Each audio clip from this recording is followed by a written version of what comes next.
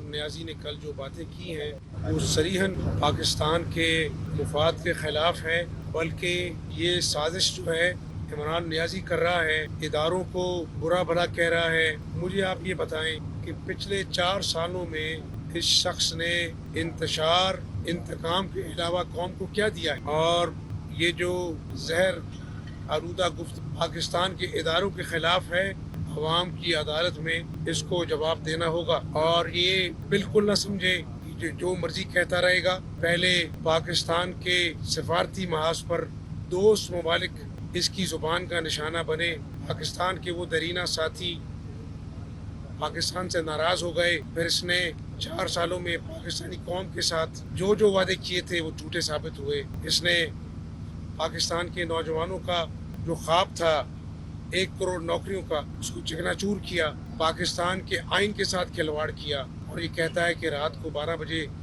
Supreme court کیوں کھلا؟ کہ آئین چکنی کرنا چاہتا تھا، آئین کو اپنے پیروں تلے رودنا چاہتا تھا۔ اور اس دن آئین پاکستان کی پاسداری کے لیے سپریم کورٹ کے دروازے کھلے اور یہ پاکستان کی جیت ہوئی۔ ورنہ اگر ایسا نہ ہوتا تو آج پاکستان میں کوئی آئین نہ ہوتا۔